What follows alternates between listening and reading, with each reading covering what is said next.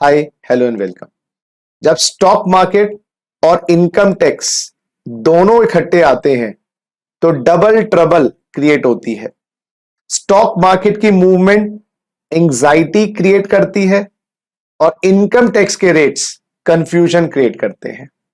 इस वीडियो में मैं आपकी 50% ट्रबल खत्म कर दूंगा, क्योंकि इसमें मैं बताने वाला हूं इनकम टैक्स कितना लगता है स्टॉक मार्केट ट्रांजैक्शंस पे। अगर आप पैसा कमाते हैं तो कितना टैक्स देना पड़ेगा, और अगर लॉस होता है तो उस लॉस का सेट ऑफ कौन सी इनकम से कर सकते हैं। चलिए शुरू करते हैं। स्टॉक मार्केट में जो लोग निवेश करते हैं उनको बात पता होगी, दो टाइप के सेगमेंट्स होते हैं। एक होता है कैश सेगमेंट और दूसरा होता है डेरिवेटिव सेगमेंट। और जो लोग इन्वेस्ट नहीं करते उनके लिए एक छोटा सा मैं एग्जांपल ले रहा हूं समझाने के लिए। मान लीजिए कंपनी है एक्स लिमिटेड, उसका शेयर का प्राइस 500 रुपए है। ठीक है, तो एक शेयर का कितना अमाउंट की इन्वेस्टमेंट हो गई सर? 1 इंटू 500, 500 रुपए। दो शेयर की इन्वेस्टमेंट कितनी हो गई? 2 इंटू 500, 1000 रुपीज। 100 शेयर की इन्वेस्टमेंट कितनी हो गई? 100 इंटू 500, 50,000 रुपए। और 1000 शेयर लेने हो तो 1000 इंटू 500, 5 लाख रुपए। जितने शेयर्स लेने हैं उसको मार्केट प्राइस से मल्टीप्लाई कर दीजिए, उतना पैसा आपके पास होना चाहिए। कैश सेगमेंट में कोई क्रेडिट, कोई एडवांस अमाउंट, कोई मार्जिन नहीं होता। जितना आपकी जेब अलाउ करे उतना ही आप खरीद पाओगे। जितना आपकी जेब अलाउ करे आप उतना खरीद सकते हैं। अगर एक शेयर खरीदना चाहें 500 रुपए का, दो शेयर लेना चाहें 1000 का। इसमें थोड़ा सा अमाउंट दे दिया, बाद में पेमेंट दे देंगे, कोई पॉसिबिलिटी नहीं है। आपको स्टॉक मार्केट की जो आपका ब्रोकर है वो सौदा खरीदने ही नहीं देगा, वो एक्टिवेट ही नहीं होगा। तो कैश मार्केट में जितना आपके पास पैसा है उतने हिसाब से आप शेयर्स खरीद सकते हैं। क्लियर? डेरिवेटिव मार्केट जो होती है वो एक बिल्कुल ही डिफरेंट कॉन्सेप्ट है। डेरिवेटिव मार्केट में आप शेयर नहीं खरीदते, शेयर्स का एक लॉट खरीदते हैं। डेरिवेटिव में वैसे फ्यूचर्स होते हैं और ऑप्शंस होते हैं। इनको डिटेल्ड वर्किंग मैं कभी किसी और वीडियो में आपको बताऊंगा, लेकिन अभी मैं फ्यूचर की बात कर रहा हूं, फ्यूचर जैसे आगे के लिए।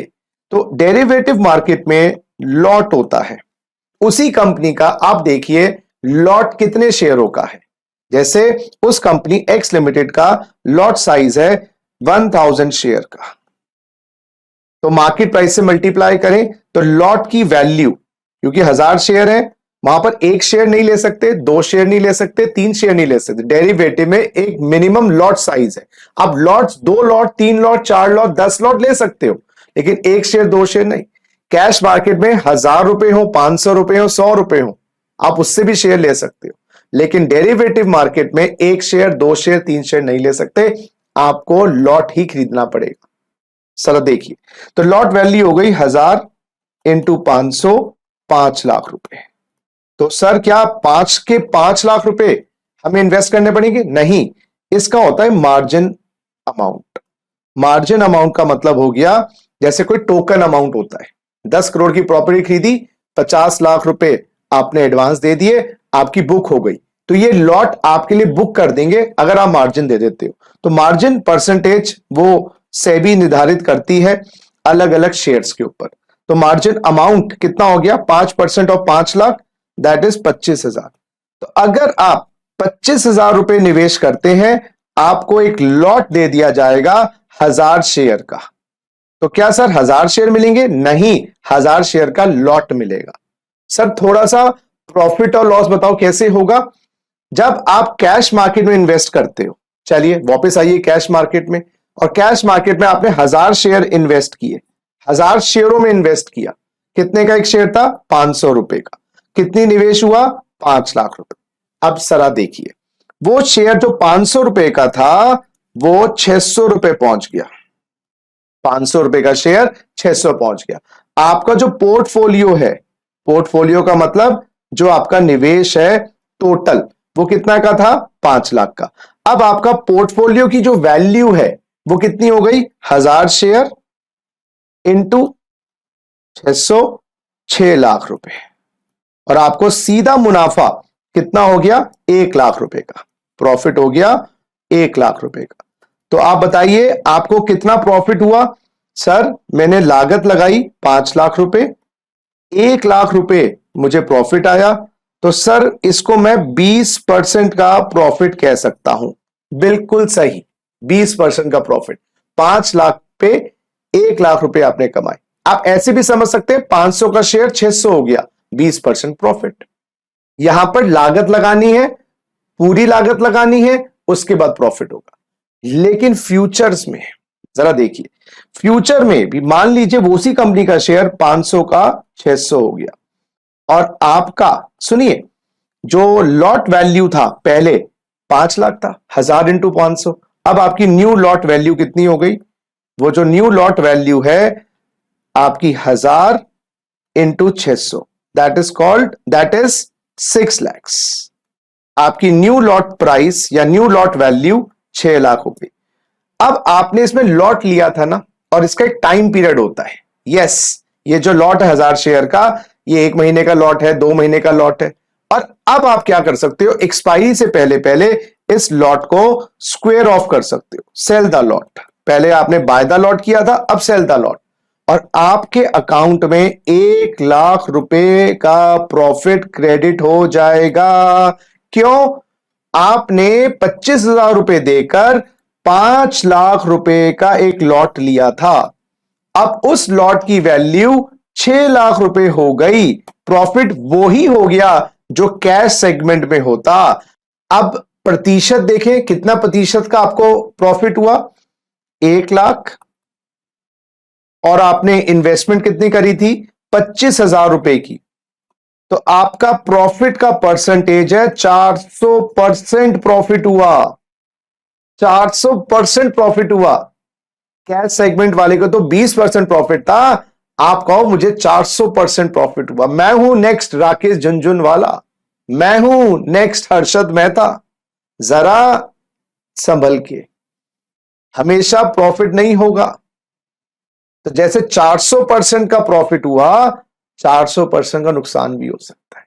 कैश सेगमेंट में कम कमाएंगे कम खोएंगे, लेकिन डेरिवेटिव में ज्यादा कमाएंगे ज्यादा खोएंगे। जरा देखिए, सुबह के साथ शाम होती है, अब थोड़ा सा नुकसान हो गया। जरा देखिए, शेयर का प्राइस 500 से लुढ़कता हुआ 400 रह गया।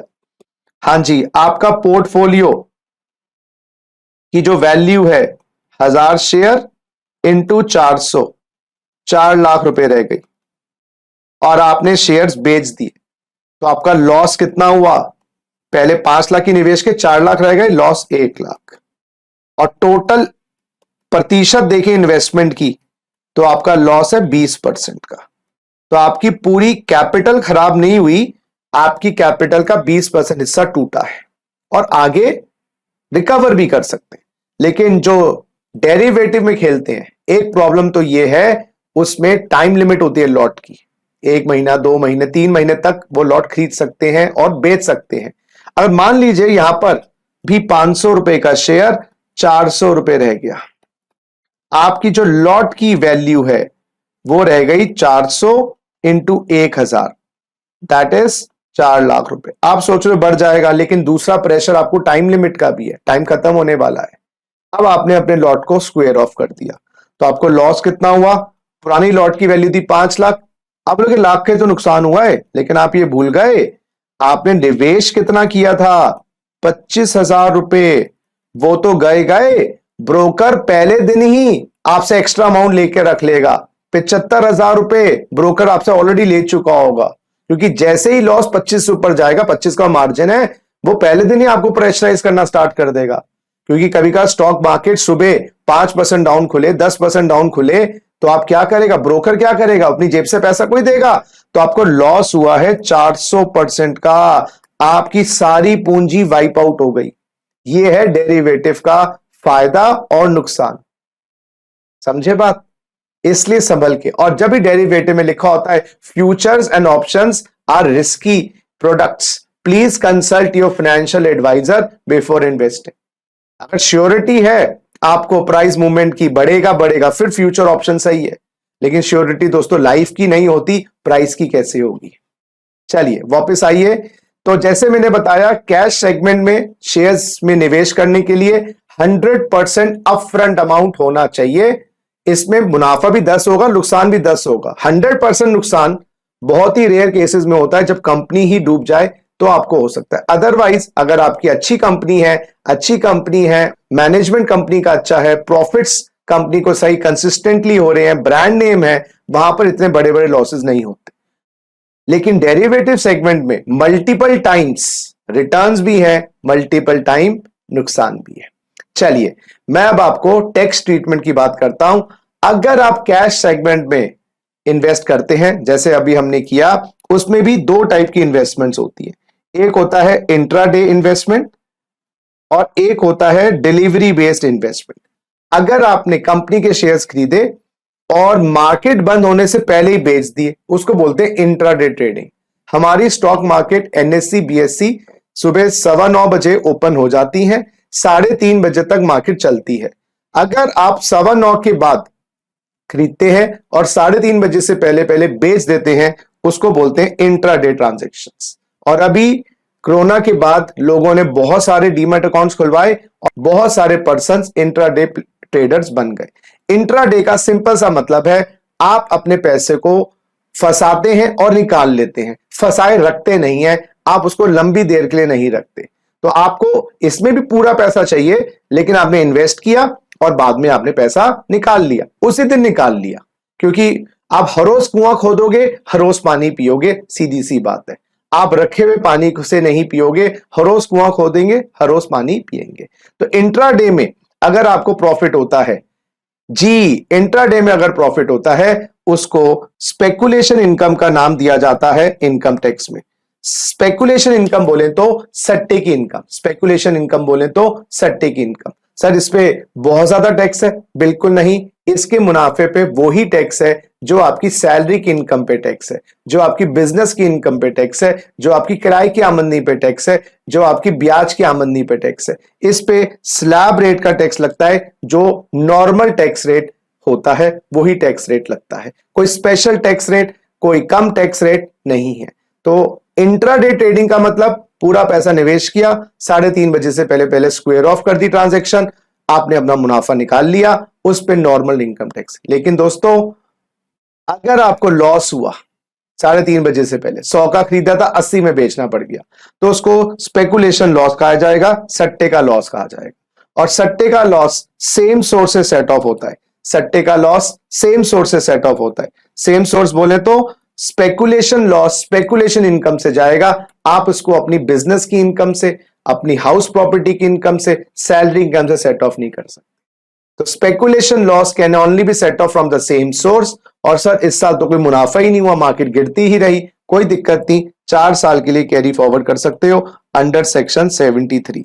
तो स्पेकुलेशन लॉस सेक्शन 73 के हिसाब से आप 4 साल तक कैरी फॉरवर्ड कर सकते हो। हाँ जी, अब बात करते हैं डिलीवरी बेस्ड, उन लोगों के लिए जो लोग इंट्राडे ट्रेडिंग नहीं कर सकते, क्योंकि इंट्राडे ट्रेडिंग में आपको लगना पड़ता है, आपके पास 50 और काम है, स्क्रीन पे आपको नहीं रहना है, क्योंकि कभी भी मार्केट पलट सकती है इंट्राडे में। तो आपको 3:30 बजे पहले सौदा काटना है, हर रोज कुआं खोद रहा है, हर रोज पानी पीना है। यहां पर कुआं खोद के बोलो जी बाद में पानी पिएंगे, अपना पानी भर लेगा। तो डिलीवरी बेस्ड ट्रेडिंग में 3:30 बजे से पहले पहले आपने स्क्वायर ऑफ नहीं करी ट्रांजैक्शन, तो वो आपके डीमैट अकाउंट में शेयर्स आ जाएंगे T+2 बेसिस पर। टी मतलब ट्रेडिंग वाला दिन और 2 दिन आपके अकाउंट में उसके बाद आ जाएंगे डीमैट अकाउंट में। अब सेबी T+1 ट्रेडिंग साइकिल की सोच रही है कि ट्रेडिंग के 1 दिन के बाद ही आपके डीमैट अकाउंट में आ जाए। अब मुद्दा यहां पर यह आता है, आप शेयर्स को डीमैट अकाउंट में रखते हैं और कहते हैं जी मैं इंट्राडे ट्रेडिंग काम नहीं कर सकता, लेकिन आपकी इंटेंशन क्या शेयर्स खरीदने की? सर मुझे खरीदने बेचने हैं, मैं बस जल्दी जल्दी नहीं खरीदूंगा, लेकिन 2-4 दिन में, 10 दिन में, 15 दिन में बेचूंगा, महीने 2 महीने बेच दूंगा, मेरी इंटेंशन ही सेल की है। तो अगर आपकी इंटेंशन टू सेल है, इंटेंशन टू सेल है, इंटेंशन टू ट्रेड है, फिर बेचूंगा फिर खरीदूंगा, तो आपकी इनकम जाएगी बिजनेस प्रोफेशन के अंदर। तो इंट्राडे ट्रेडिंग की बात नहीं कर रहा, डिलीवरी बेस्ड ट्रेडिंग की बात कर रहा हूं। और अगर आप बोलो नहीं सर मैं तो इन्वेस्टर हूं, मेरे को इंटेंशन टू सेल नहीं है, कैपिटल एप्रिसिएशन होता रहे और जब अच्छा दाम मिलेगा 2 साल बाद 3 साल बाद जब देखेंगे। जैसे पीसी ज्वेलर्स, उनका काम ज्वेलरी बेचने का ही है, उनका स्टॉक 2 दिन में निकल जाए 4 दिन में निकल जाए। और अगर ज्वेलरी सचिन तेंदुलकर साहब खरीदे, उनका कोई बेचने का काम तो नहीं है, वो रखेंगे, हाँ अगर नीड पड़ गई तो बेचेंगे, ऐसी कोई जल्दी तो है नहीं। तो यहां पर इंटेंशन टू सेल है तो स्टॉक इन ट्रेड हो गया ना, आपका काम ही स्टॉक है। अगर कैपिटल गेन लगा 12 महीने के अंदर अंदर बेचते हो तो 15% का फ्लैट टैक्स लगता है 111A के अंतर्गत। और अगर लॉन्ग टर्म गेन आया 12 महीने के बाद, देखो बेचना तो इन्वेस्टर को भी है, अच्छी रिटर्न मिलेगी, लेकिन इंटेंशन नहीं थी, अच्छा आएगा देखेंगे, तो यहां पर 10% का टैक्स लगता है अंडर सेक्शन 112A। और खुशी की बात यह है इस लॉन्ग टर्म में 1 लाख रुपए कम हो जाते हैं, यानी कि अगर लॉन्ग टर्म गेन आया 4 लाख रुपए का तो 3 लाख पे 10%, 2 लाख का आया तो 2 लाख में से 1 लाख घट गया, 1 लाख का 10%, और 1 लाख आया टोटल टैक्स फ्री। तो लॉन्ग टर्म गेन्स 112A में 1 लाख से ऊपर पे 10% का टैक्स है, फ्लैट टैक्स है। जो स्लैब रेट्स होते हैं ना स्पेकुलेशन वालों के, ये 5% भी हो सकते हैं, 20% भी हो सकते हैं, 30% भी हो सकते हैं। स्पेकुलेशन इनकम नॉर्मल इनकम थी, मैंने पहले भी बताया, आपकी सैलरी, हाउस प्रॉपर्टी, उस पर स्लैब रेट लगता है, स्लैब रेट 5, 20, 30 तक जाता है। लेकिन यहां पर अधिकतम से अधिकतम टैक्स डिलीवरी बेस्ड ट्रेड्स को गवर्नमेंट प्रमोट करती है, लॉन्ग टर्म वाले का 10 है, उससे ज्यादा नहीं है, और शॉर्ट टर्म का 15। लेकिन अगर लॉस हो गया उसको सेट ऑफ कैपिटल गेन से कर सकते हैं। क्या उसको बिजनेस प्रोफेशन से कर सकते हैं? नहीं। अपनी हाउस प्रॉपर्टी की इनकम से? नहीं। सैलरी की इनकम से? नहीं कर सकते। सर क्या शेयर्स का लॉस जो डिलीवरी बेस का हुआ है कैपिटल वाला, शेयर से कर सकते हैं? नहीं। कोई भी कैपिटल गेन हो, मकान का हो, दुकान का हो, डिबेंचर्स का हो, तो कैपिटल लॉस बोला जाएगा, शॉर्ट टर्म हो या लॉन्ग टर्म, कैपिटल गेन से जाएगा। स्पेकुलेशन तो खाली बोला था स्पेकुलेशन इनकम से जाएगा और कहीं से नहीं, यहां पर थोड़ा वाइड है। तो लैंड का गेन है कैपिटल गेन, आपके पास डिबेंचर का कैपिटल गेन है, प्रेफरेंस शेयर का कैपिटल गेन है, ज्वेलरी का कैपिटल गेन है, उससे सेट ऑफ कर सकते हैं। लेकिन बिजनेस प्रोफेशन एचपी सैलरी अपनी नॉर्मल इनकम से नहीं, अपनी जो रेवेन्यू नेचर की इनकम है नहीं। लेकिन अगर delivery based trading business profession में आई तो उसको बिजनेस इनकम कहा जाएगा और स्लैब रेट पे टैक्सेबल होगी। और स्लैब रेट मैंने कहा 5%, 20%, 30% तक पहुंचते हैं, वहां पर उस रेट पे टैक्सेबल होगा। यस। और अगर लॉस हो गया, यहां पर आपको यह बेनिफिट मिलेगा, जैसे बिजनेस लॉस सैलरी के अलावा अपनी हाउस प्रॉपर्टी की इनकम से सेट ऑफ कर सकते हो, अपनी इंटरेस्ट की इनकम से सेट ऑफ कर सकते हो, अपनी कोई नॉर्मल इनकम उससे सेट ऑफ कर सकते हो, सैलरी सेट ऑफ नहीं कर सकते। तो जो लोग डिलीवरी बेस्ड काम करते हैं उनका काम ही ट्रेडिंग का है, बेचेंगे, बेचना ही काम है, ट्रेडिंग ही करेंगे, इनकम तो स्लैब रेट पे आएगी, नॉर्मल रेट 5%, 20%, 30%। और जो लॉस आएगा वो आप किसी भी इनकम से सेट ऑफ कर सकते हैं एक्सेप्ट सैलरी। तो फर्क देखना, यहां पर गेन में फायदा है, नुकसान में कोई फायदा नहीं है, क्योंकि नुकसान आपका, यहां पर नुकसान में फायदा है क्योंकि कई इनकम सेट ऑफ हो जाता है, गेन हाई रेट पे टैक्सेबल है। तो गवर्नमेंट कहीं जगह लॉसेस को बेनिफिट दे रही है, कहीं जगह प्रॉफिट को। तो डिलीवरी बेस में कैपिटल गेन में प्रॉफिट्स हो गया तो फायदा है, लॉस तो आपको खाली कैपिटल गेन से सेट ऑफ करना पड़ेगा। लेकिन अगर बिजनेस प्रोफेशन है तो आपको लॉसेस में अच्छा सेट ऑफ मिल जाएगा, लेकिन प्रॉफिट हाई रेट पे टैक्सेबल है। और रही बात वो 400 गुना प्रॉफिट 400 गुना लॉस डेरिवेटिव ट्रेडिंग की, तो डेरिवेटिव ट्रेडिंग भी, उसकी भी इनकम या लॉस बिजनेस प्रोफेशन में आता है, उसको सट्टा नहीं माना जाता। दो वो सट्टे जैसा लगता है, इसको स्पेकुलेशन नहीं माना जाता, इसको स्पेकुलेशन नहीं माना जाता। सेक्शन 43(5) में यह बात लिखी है। तो जो फ्यूचर्स एंड ऑप्शन में रेगुलरली काम करते हैं, डेरिवेटिव इंस्ट्रूमेंट्स में काम करते हैं, उनकी इनकम भी बिजनेस प्रोफेशन में आती है और losses house property, interest, salary के अलावा सेट ऑफ कर सकते हैं। कैरी फॉरवर्ड 8 साल इधर भी है, कैरी फॉरवर्ड 8 साल इधर भी है। जरा एक बार लास्ट में समरी बना दूं। 2 टाइप के सेगमेंट्स होते हैं, मैंने आपको बताए, cash segment, derivative segment. Cash segment में आपको 100% अपफ्रंट अमाउंट आपके पास होना चाहिए, जितनी पॉकेट उतने शेयर्स। डेरिवेटिव में आप 25,000 में 5 लाख के शेयर्स का फायदा भी उठा सकते हैं। लेकिन याद रखिएगा, कैश सेगमेंट में लॉस हुआ 10-20, यहां 100%, 200%, 300% लॉस या प्रॉफिट हो सकता है। उसके बाद जरा आइएगा, अगर आप कैश सेगमेंट में काम करते हैं इंट्राडे बेसिस पर, सुबह खरीदेंगे शाम को बेचेंगे, कुआं खोदेंगे पानी पिएंगे, उस केस में प्रॉफिट को सट्टे का प्रॉफिट, लॉस को सट्टे का लॉस। प्रॉफिट नॉर्मल रेट पे टैक्सेबल होता है 5, 20, 30, लॉस सेट ऑफ हो सकता है सट्टे की इनकम से और किसी इनकम से कैरी फॉरवर्ड 4 साल दिया गया है, ठीक है। दूसरी बात, डिलीवरी बेस्ड ट्रांजैक्शन अगर आप करते हैं, डिलीवरी बेस्ड ट्रांजैक्शन 2 हिस्सों में आती है, या तो आपका काम है बेचने का, बिजनेस प्रोफेशन, नहीं तो capital gain. Short term gain capital gain में आया 15% flat tax, long term gain 12 महीने से ऊपर 10%, और कैपिटल लॉसेस अगर इसमें, तो कैपिटल गेन से सेट ऑफ कर सकते हो, चाहे वो शेयरों का हो, लैंड का हो, बिल्डिंग का हो, ज्वेलरी का हो। बिजनेस प्रोफेशन में अगर लॉस आ गया तो आप उसको सेट ऑफ कहीं से भी कर सकते हो except salary, profit slab rate पे ही टैक्सेबल होगा। और जो फ्यूचर्स एंड ऑप्शन में काम करते हैं उनका ट्रीटमेंट भी बिजनेस प्रोफेशन जैसा ही है। चलिए, तो आई होप आप लोगों की 50% ट्रबल इनकम टैक्स पर्सपेक्टिव पे क्लियर हो गई होगी। अब आप डिसाइड कर पाएंगे कि क्या मैं इंट्राडे ट्रेडिंग करना फायदेमंद है, डिलीवरी बेस्ड ट्रेडिंग करना फायदेमंद है, या फ्यूचर्स एंड ऑप्शन में ट्रेडिंग करना फायदेमंद है। यही मेरी इंटेंशन थी कि आपको मैं ये चीज समझाऊं। चला, इसी तरीके से आप लोग प्यार दीजिएगा, इसी तरीके से जुड़े रहिएगा। Take care, love you.